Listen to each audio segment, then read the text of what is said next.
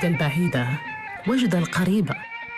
عبر التاريخ قدر لها أن تقاوم كل محاولات الإخضاع لتشمخ في إيباء. قدرها أن تكون حاضرة حدودية مع جار ألف صدها كلما فتحت أحضانها ومدت جسور الود.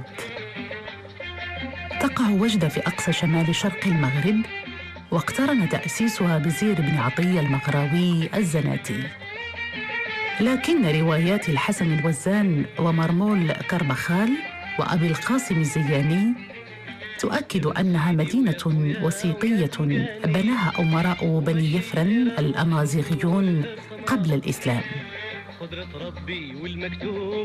من عادة أهل وجدة أن ينسجوا حول هجرتهم إليها الكثير من الحكايات.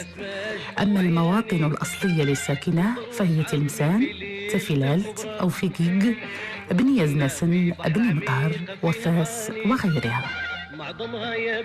الاحتفال بالزواج في وجدة يختلف من عائلة إلى أخرى ويرتبط بأصولها، إذ يصر أهل فيكيغ وفاس والريفيون على ممارسة طقوس حملوها معهم إلى المدينة. لكن أبطال حكاية زواج هذه الحلقة فهم وجديون حتى النخاع.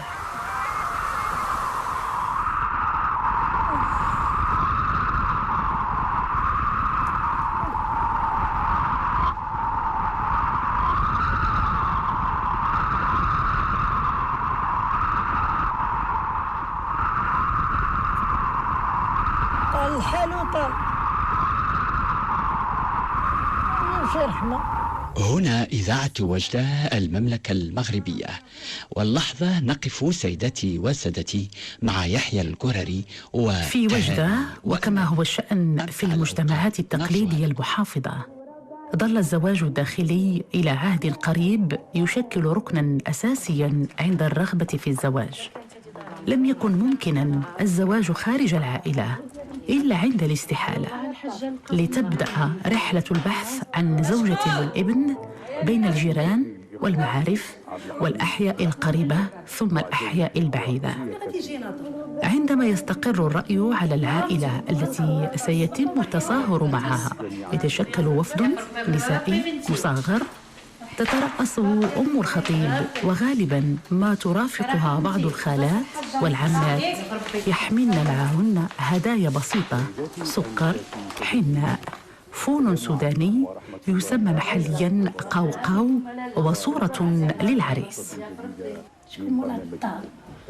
ها يا اختي الوقت جينا طبوا على ديك البنيه اللي شفناها لا كسبت. ايوا مرحبا بكم لاله.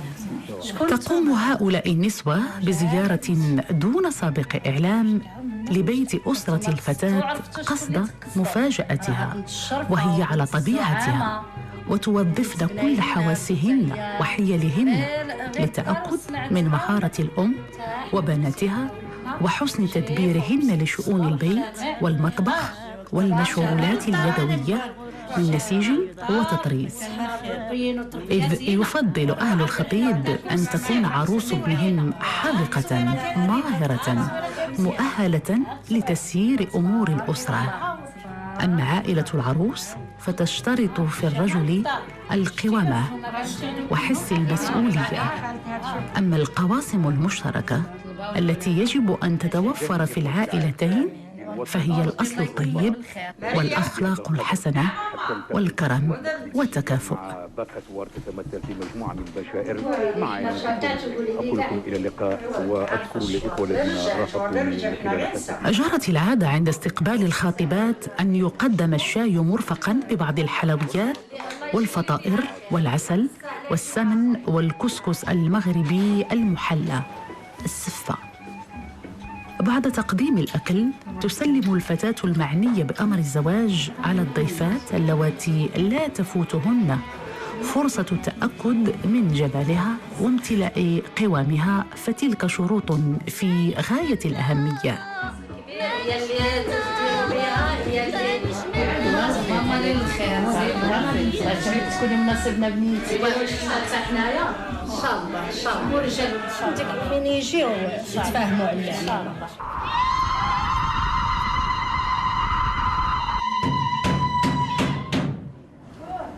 حال صباح الخير، كي صبحتها جارتي؟ لاباس كي دايره؟ الصحه لاباس؟ لاباس رحبا غايه كي راكي؟ كي دايره انت؟ مزيانه الحاجه لاباس؟ أيام الاحتفال بالزواج 7 تسبقها استعدادات كبيرة.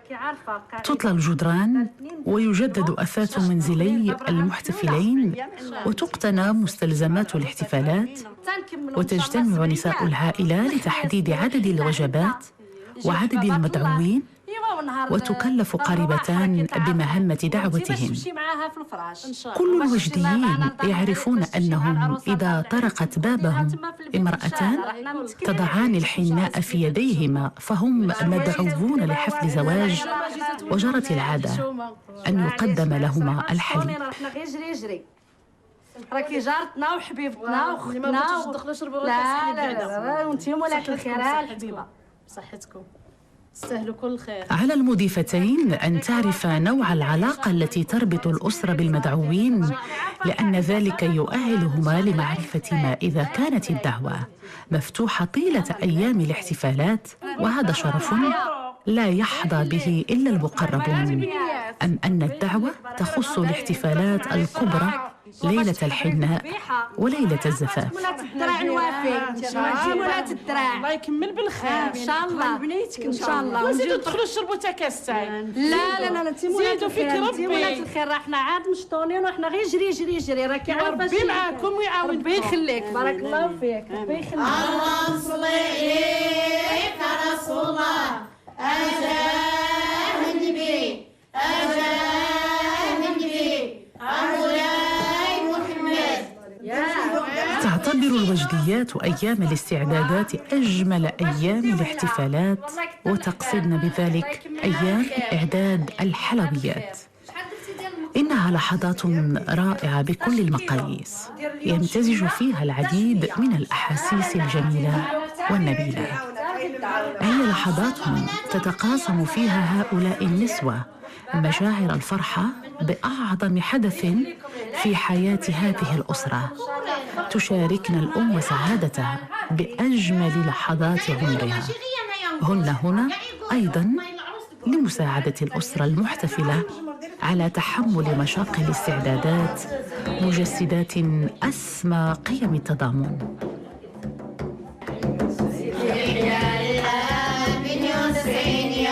تجتمع هؤلاء النسوة بعد الزوال طيلة أسبوع لإعداد كميات كبيرة من الحلويات. توزعن المهام حسب الخبرة والمهارة التي اكتسبنها عبر الزمن، وكل واحدة تسعى إلى التميز عبر اقتراح فكرة قد تحسن طعم أو لون هذا الصنف أو ذاك. الكعك العادي، الكعك المخمر، المقروط، القريوش، المرشم، حلويات تختص بها وجدة وتقدم طيلة أيام الاحتفالات. تعم البيت طيلة هذه العشيات أجواء من الفرح، ولتحل البركة يتم استحضار الأدعية والتغني بالأولياء.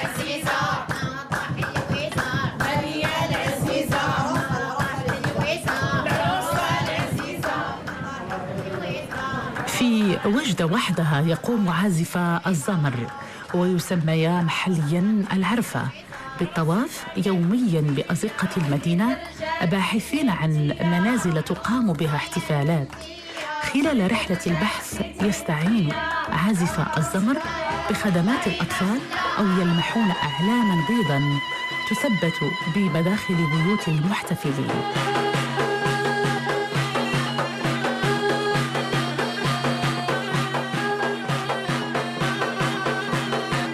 رغم انشغالهن فالنسوة تترقب وصولهما في أي لحظة، وهديتهما جاهزة، قالب سكر وبعض النقود.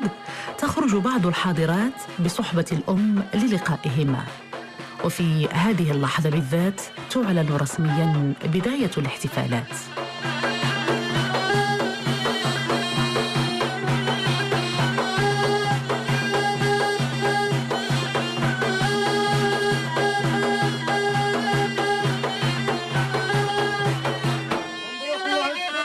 شي بالربح والله يكمل على خير وبخير ان شاء الله. الله يخلف عليكم والله يكثر خيركم، الله يخلف، الله يجعل البركه.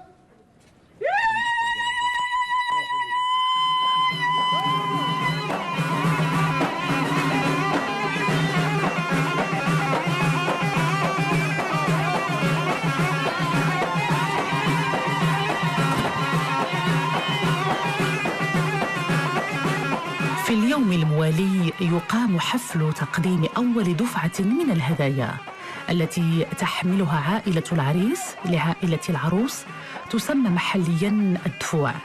يرافقها موكب كبير تنشطه فرقة الثراث الشعبي المحلي. لهذا الطقس أهمية قصوى. يترأس الوفد عم العريس ووزيره الذي تم تعيينه لينوب عنه في كل المراسيم. تجهز محتويات الهدية بدقة، إذ أن نسيان شيء ما قد يدفع عائلة العروس إلى إلغاء الزواج. كما تعتبر قيمة وكمية الهدايا مقياساً لمدى تقدير عائلة العريس لعائلة العروس التي ستحرص بدورها على إكرام عائلة العريس وحسن وفادتها.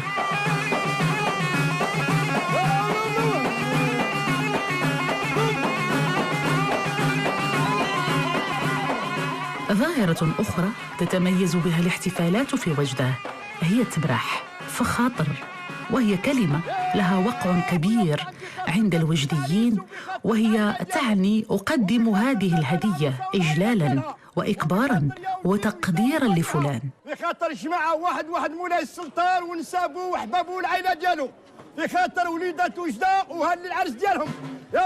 وتبرع الفروق الموسيقية الشعبية في تشخيص طقوس التبراح مستثيرة خصال النخوة والشهامة والكرم التي يتصف بها الوجديون.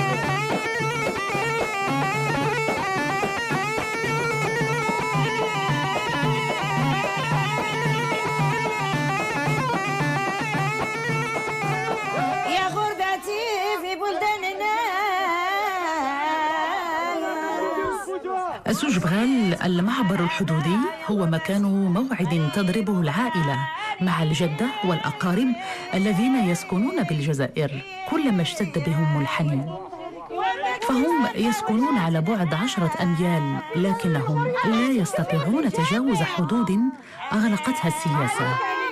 ودت العروس لو رأت الجدة كل الملابس الجميلة التي أعدتها بمناسبة زواجها، ودت لو أخذتها في حضنها.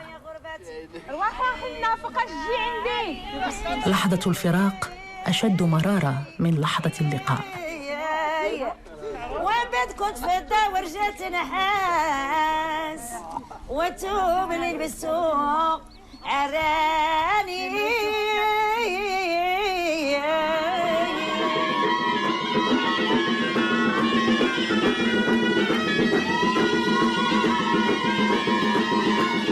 أخيراً وصل موكب الهدايا، فعائلة العروس تترقب وصوله منذ ساعات. هدايا أخرى تحملها عائلة العريس لعائلة العروس، ويتعلق الأمر هذه المرة بحلي وملابس وأحذية تختارها أم العريس بعناية. يطوف الموكب بأزقة الأحياء التي تفصل بين المنزلين، ويتوقف بين الفينة والأخرى ليمكن الفضوليين من متابعة فصوله.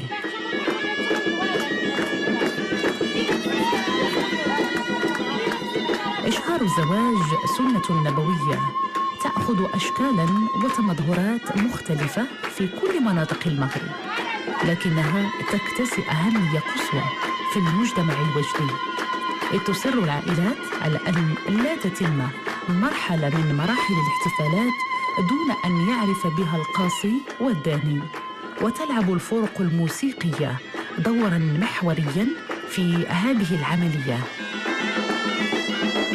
تعتبر هذه المناسبات فرصة لاستعراض مظاهر الثراء واليسر التي تنعم بها العائلة، كما أن الأسر الأقل غنى قد تضطر إلى التقتير عدة سنوات لتوفير حاجيات الاحتفالات.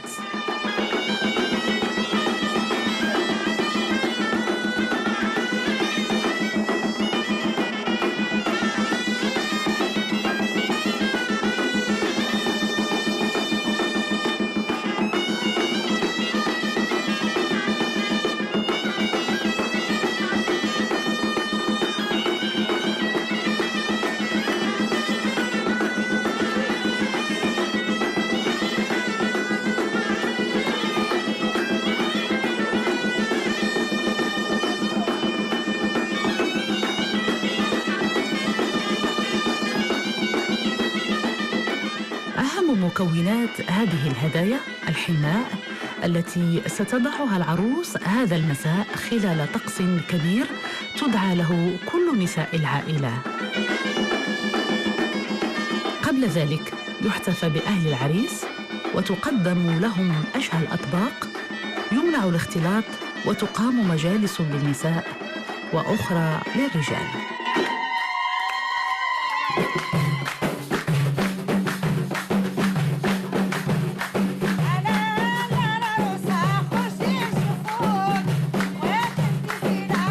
أعد مجلس للعروس وتحلقت حوله نساء العائلة والمدعوات، وانطلقت أهازيج تستعجل خروجها.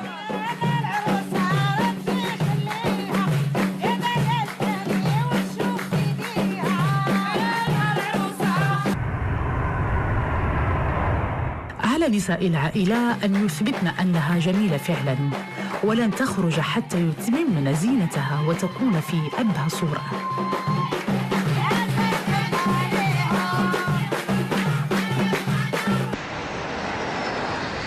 فرحة الأسرة بهذه اللحظة لن تكتمل في غياب الجدة.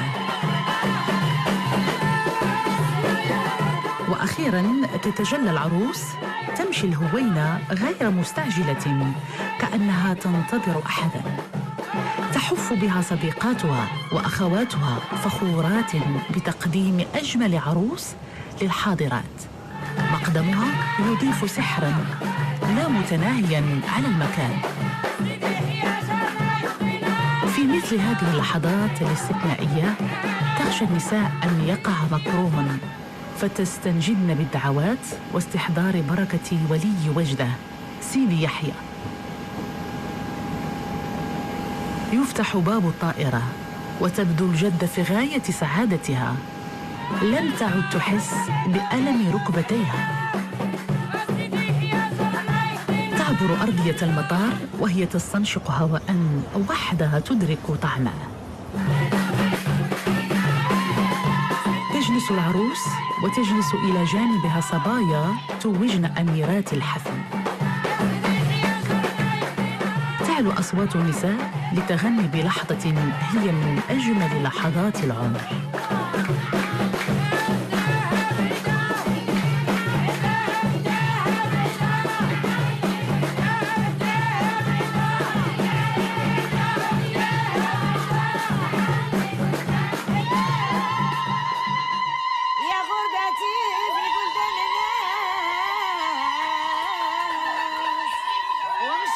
أعز طلب الجدة ومناها أن لا تفوت حفل حناء حفيدتها، وكان لها ما أرادت.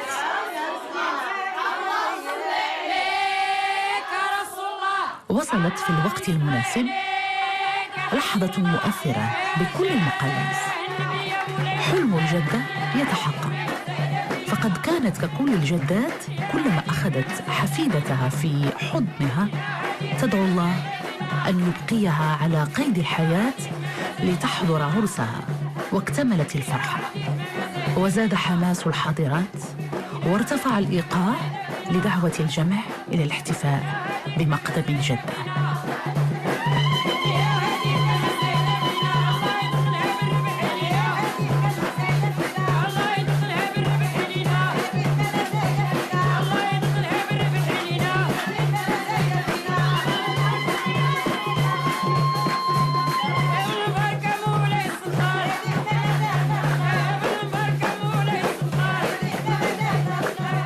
تحاول العروس مداراة مشاعرها لكي لا تبكي من الفرح. لا تحلو أمسيات حفلات الحناء إلا عندما تصدح المغنيات بروائع من الثراث وتدور كؤوس الشاي والحلويات.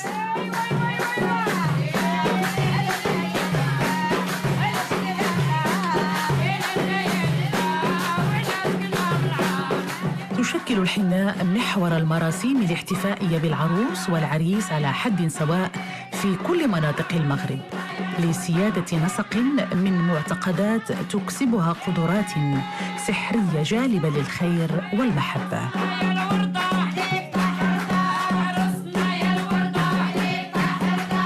توضع الحناء في إناء وتتوسطها بيضة. جرت العادة أن يزين كف العروس بالحناء فوق قطعة ذهبية، وترمز هذه الأخيرة إلى اليسر والثراء. هذه الممارسات تجد أصولها في المعتقدات الدينية الوثنية القديمة.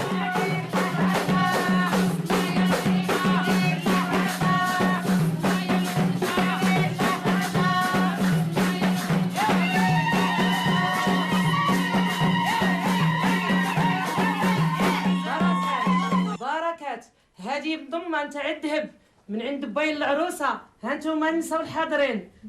مباشرة بعد ذلك يقام طقس تقديم الهدايا. تتولى قريبة التعريف بها وبأصحابها لتتمكن الأسرة من معرفة قيمتها ونوعيتها، لأن الهدايا تعتبر سلفة، وعلى الأسرة رد الدين عندما يقيم المهدون مناسبات مماثلة. يفتتح الطقس بهدية أبي العروس وتتبعها هدايا الأقارب والأصدقاء، وبعد آخر هدية تلف أم العروس المنديل وتضعه في مكان أمين، وتقتضي العادة ألا تفتحه إلا في فجر اليوم الموالي.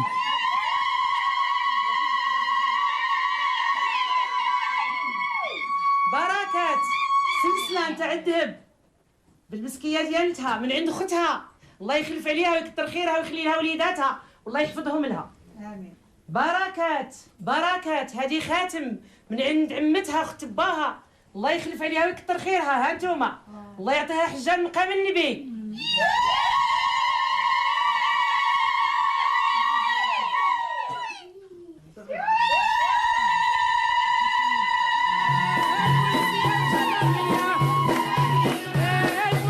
يحلو السمر وتستمتع النساء بالرقص والغناء حتى الهزيع الأخير من الليل، وتتنوع وصلات الغناء ويتدرج الإيقاع ليصل أوجه.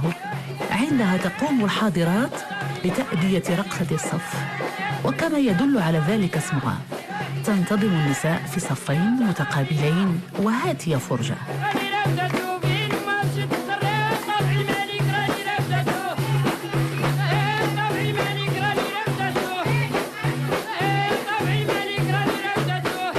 قبل أن يتفرق الجمع تهدي العروس رقصة للحاضرات، وامتنانا منهن يهدينها نقود.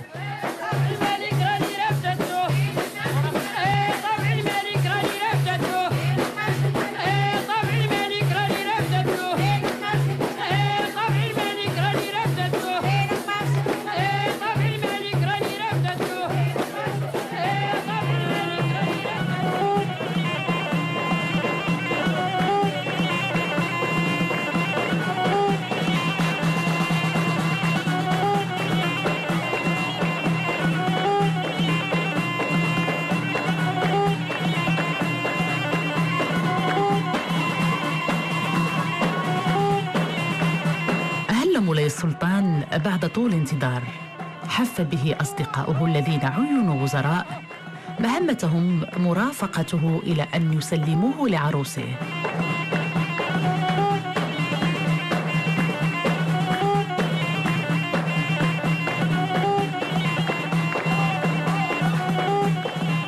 يبدو أن الجلالي الوزير الأول يأخذ الأمر على محمل الجد، رغم أن الإيقاع يستهويه لم ينسى العناية بالعريس.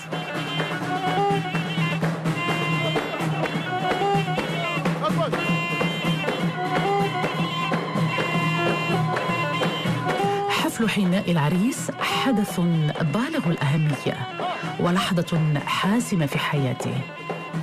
يستدعى لهذا الاحتفال أصدقاؤه الذين يحرصون على الحضور ليشهدوا محطة عبور العريس إلى عالم الرجال.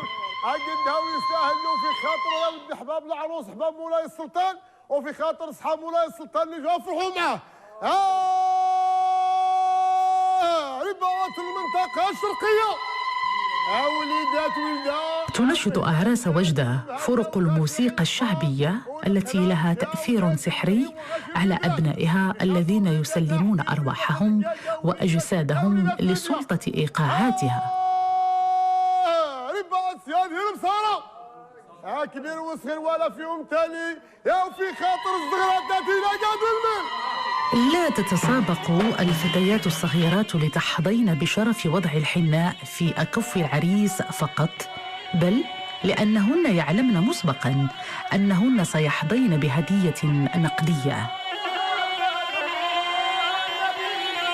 لهذا الطقس حمولة رمزية يستمدها من المعتقدات الشعبية السائدة والتي تحيط آخر مرحلة من مراحل التعميد بعناية خاصة. وحضور الحناء ضروري لما لها من حمولة رمزية، إذ يعتقد أن لها مفعولاً سحرياً في توطيد المحبة بين العريسين وطرد الشر.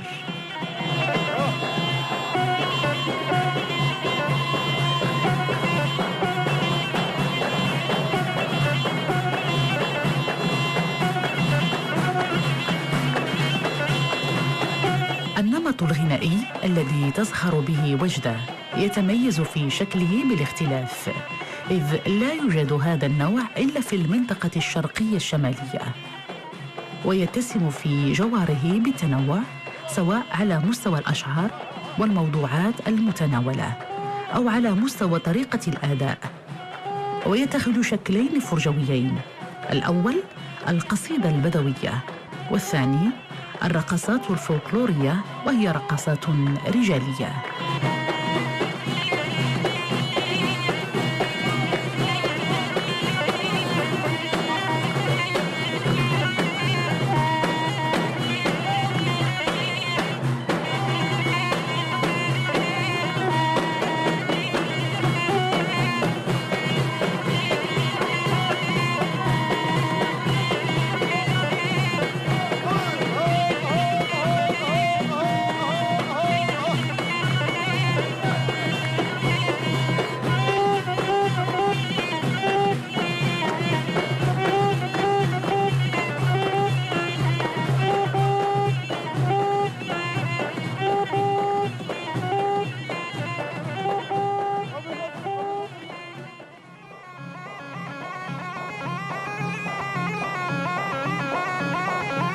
وصل جهاز العروس ترافقه قريباتها. ربطت أم العريس الغربال إلى ظهرها لاعتقادها أنه سيحول دون وقوع خصامات بين المدعوين.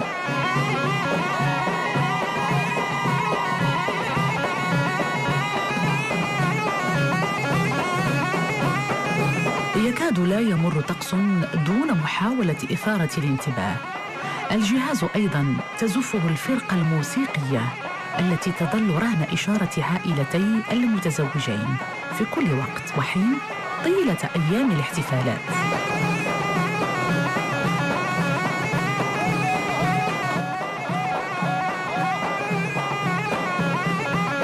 جهاز العروس الوجدية مبعث فخرها.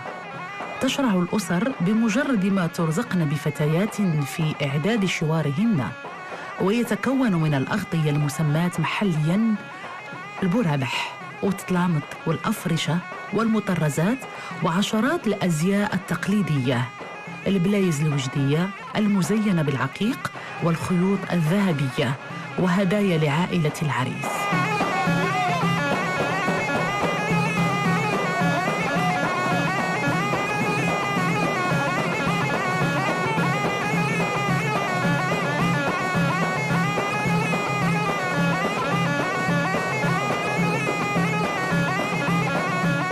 غاية المنى وعز الطلب ومبعث الفخر أن يزف العريس على صهوة جواد.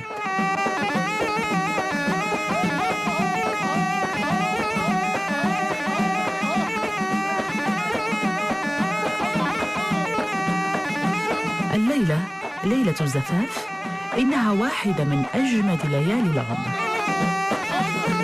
يحرص خلالها المجتمع الوجدي على الإبهار.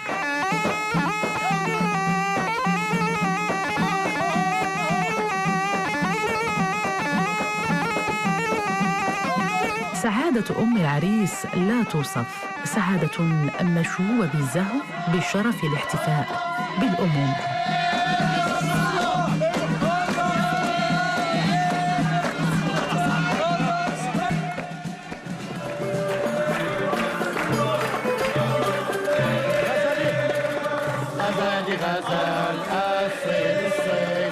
خلال هذه الليلة تقام احتفالات كبرى ويقاس مدى نجاحها بعدد الأجواق التي تحييها.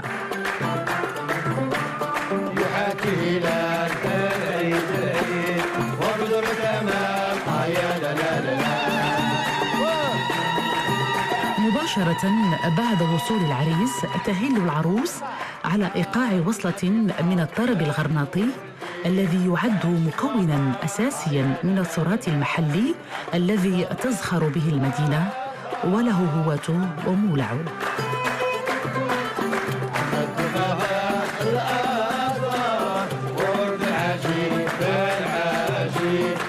جرت العادة أن تزف العروس مرتدية الحيك، وهو ملاءة تقليدية تلبسها النساء خارج البيوت، ترافقها بعض قريباتها، وعند وصولها إلى عتبة غرفة الزفاف تستقبلها أم العريس وأخوه وتضع العسل في فمها تفاؤلاً بحلاوة طعمه.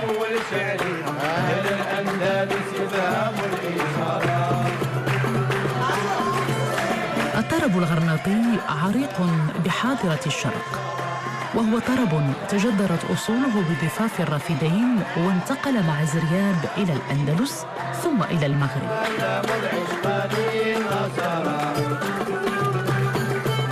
عملاً بنصيحة القريبات تقدم العروس الرجل اليمنى للدخول إلى غرفة الزفاف طلباً لليمن والبركة، وتستمد هذه النصيحة مرجعيتها من الدين الإسلامي الذي يوصي بالتيامن.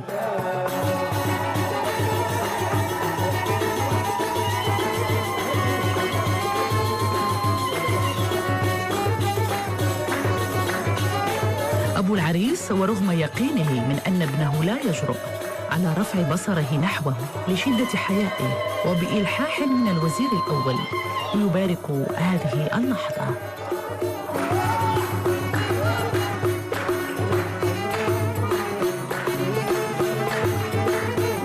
يتباهى العرسان الوجديون بتنوع الفرق الموسيقية التي تحيي ليلة زفافهم، وتتناوب الأجواق على تقديم لوحات فنية. للأغنية العصرية الوجدية مكانة خاصة في قلوب الوجديين، ومن منا لا يتذكر مانيش منا وراني محير.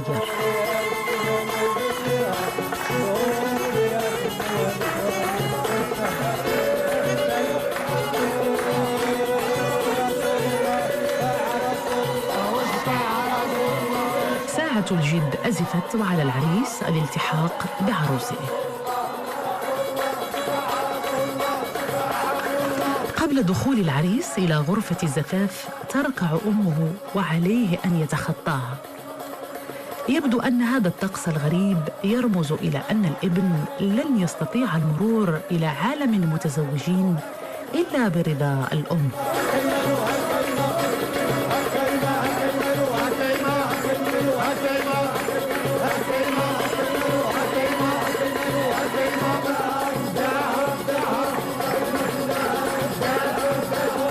يرتفع الإيقاع ويعلو الحماس إلى أن يخرج العريس.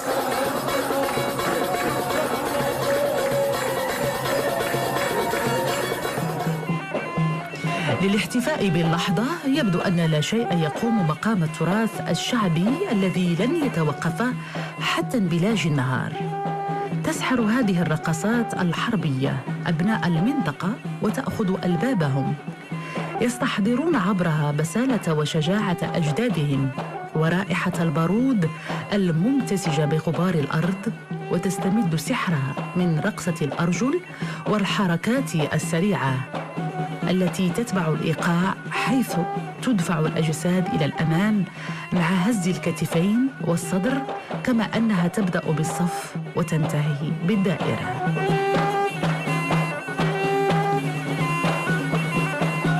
هذه الرقصات الحربية متوارثة منذ عهد الفتوحات الإسلامية، إذ أن أغلب الحروب التي خاضها المسلمون كانت تبدأ بنظام الصف وتنتهي بالدائرة، أي عملية جمع الغنائم.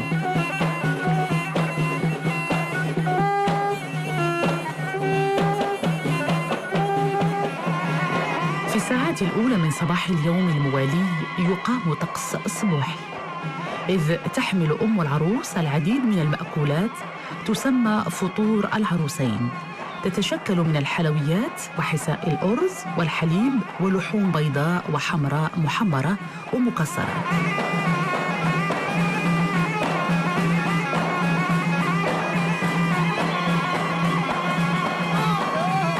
هذه الأطعمة ستقدم للمدعوين خلال مراسيم حفل كبير سيقام اليوم على شرف العروس.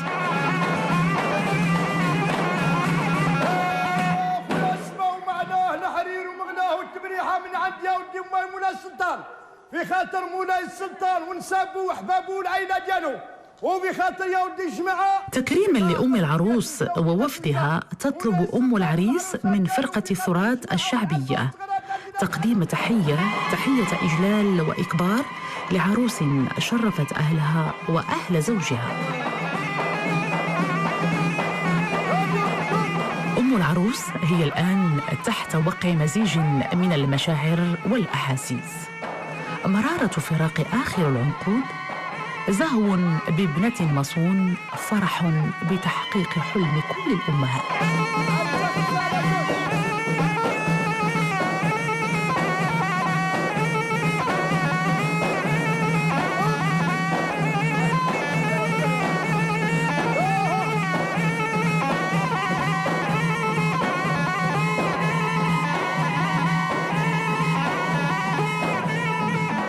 بعد تقديم الأكل يقام احتفال كبير على شرف العروس، تلبس خلاله أجمل حللها وحليها. جرت العادة أن تعد العروس لهذا اليوم عشرات الأزياء التي يشرع في تجهيزها منذ صيامها الأول.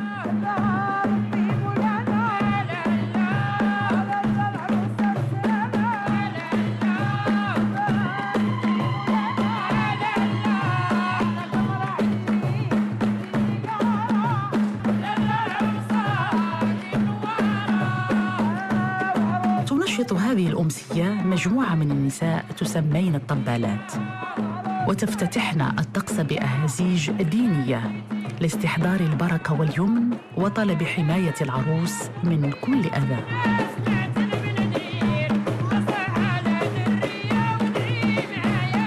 في الطلة الأولى ترتدي العروس الزي التلمساني، ويزين رأسها بما يعرف بالشدة التلمسانية، إذ توضع على رأسها وأذنيها وحول جيدها عشرات الخيوط من اللآلئ والجواهر التي تتدلى إلى قدميها.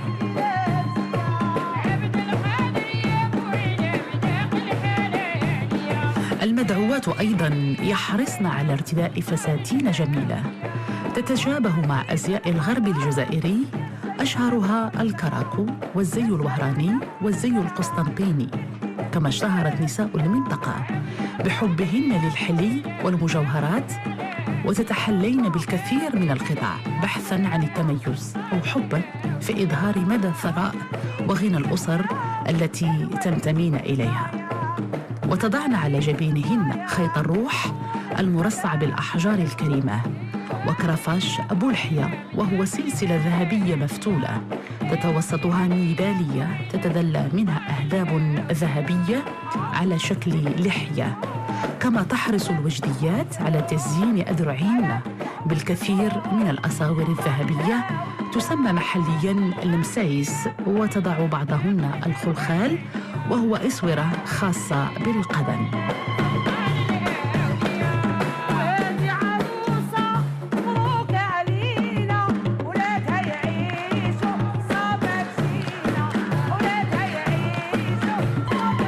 في هذا اليوم يخرج العريس مع أصدقائه ولا يعود إلا بعد أن تتفرق النساء. أما الأزواج فهم يعرفون مسبقاً أن عليهم تدبر شؤونهم وشؤون الأبناء هذا المساء.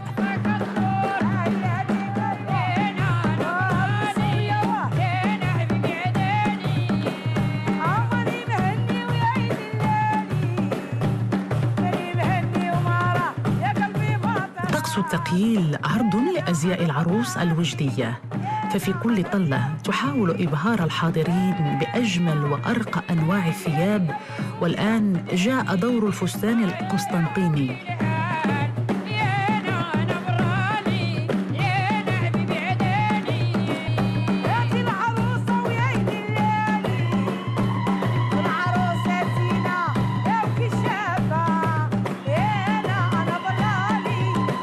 يعتبر الزي القسطنطيني من أفخر الأزياء التي تسعى كل عروس امتلاكها، ويستمد قيمته من جودة الجوخ المستعمل في حياكته وجمال الزخارف الذهبية التي تزينه.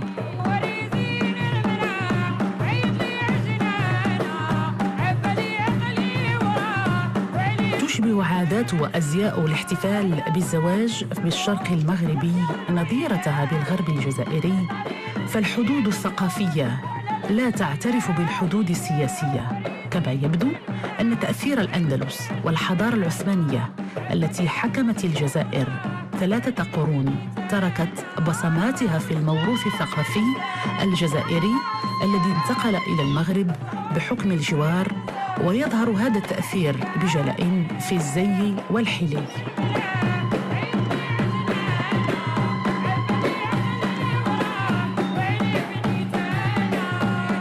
جرت العادة أن ترافق العروس في جيئتها وذهابها، وتجلس إلى جانبها صديقاتها اللواتي هن في عمر الزواج، إذ يعتبر ذلك فعل خير. كما تتشرف بالجلوس قربها العروسات اللواتي لم يمض على زواجهن عام أو اللواتي لم يلدن بعد. وقديماً كانت الحموات تلزم الكنات بلبس أزياء وحلي حفل التقييل لمرافقتهن إلى حفلات الزفاف طيلة السنة التي تلي الزفاف.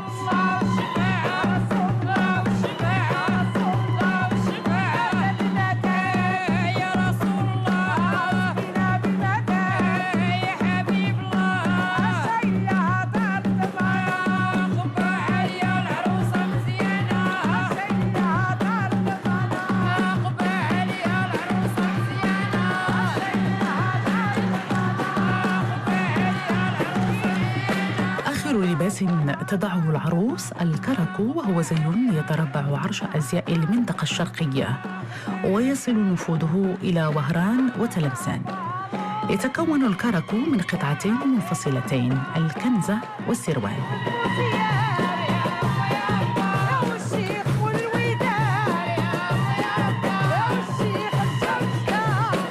يصنع الزي من قماش خاص يسمى القطيفة، وتطرز الكنزة بالمجهود، وهي خيوط ذهبية يعدها الصناع التقليديون أو الفتلة أو الشعرة، وتقوم بتطريزها نساء هاويات أو محترفات. أما السروال فيتخذ شكلين: الشكل الأول وهو الذي تضع عروسنا يسمى السروال المدور. أما الشكل الثاني فيسمى سروال الشلقة، ويكون ضيقاً على مستوى الخصر بفتحة فوق الركبة. وقد تصاحب الكنزة نورا من نفس الثوب أي القطيفة، وتحمل نفس الرسومات الذهبية. وتفضل بعض النساء تنورة الحرير. أما الرأس فيغطى بمنديل مطرز يعرف باسم محرمة الفتول، وهو غطاء حريري ينتهي بأهذاب تضعه المتزوجات فقط. ويزين جبينها بخيطي الجوهر والروح، ولا يستغنى عن الخميسة، وهي حلي تأخذ شكل أصابع اليد وتدخل ضمن العديد من الرموز الوقائية التي تحاط بها العروس لمقاومة قوى الشر. الاعتقاد بالمفعول السحري للخميسة أو يد فاطمة عرف منذ القديم عند شعوب البحر الأبيض المتوسط.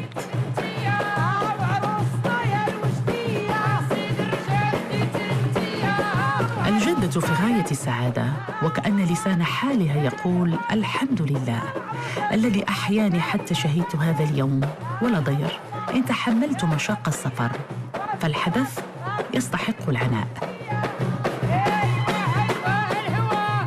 تعلم المدعوات أنها الدقائق الأخيرة في عمر الاحتفالات، وأنهن سيتفرقن بعد لحظات. تود القريبات لو أن الليلة تطول، لكن ما باليد حيلة. عزاؤهن الوحيد أنهن ستلتقين بعد 7 أيام لإقامة حفل اليوم السابع.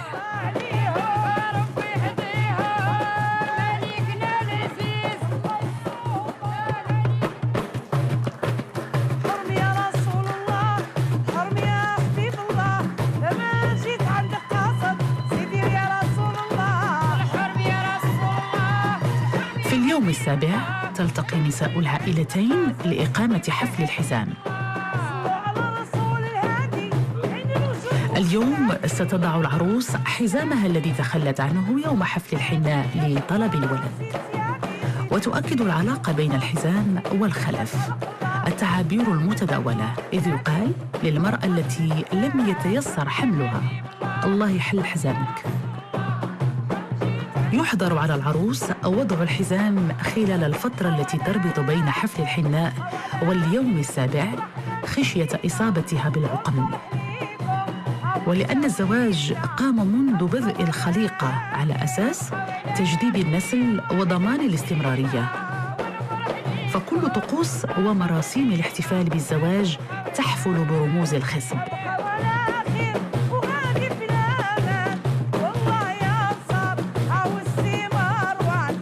طقوس هذا الاحتفال تعلن صراحة رغبة العائلتين في الخلف، ويقوم أخو العريس بمهمة وضع الحزام الذهبي الذي غالباً ما يكون هدية من الأب أو الزوج.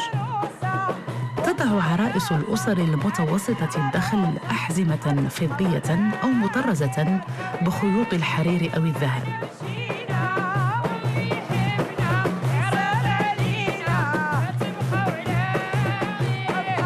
العادات والتقاليد المرتبطة بالزواج بالمغرب غنية ومتنوعة، تحمل زخم العمق الأفريقي والأمازيغي والبصمات التي تركتها الحضارات التي مرت على أرضه، وتراث الشرق العربي الإسلامي انضافت إليها بوجده مكونات أخرى مرتبطة بالجوار الجزائري الذي حمل إليها تراثاً ثقافياً تميز به الغرب الجزائري استمده من الحضارة العثمانية، فكان لحاضرة الشرق حظوة النهل من كل معين.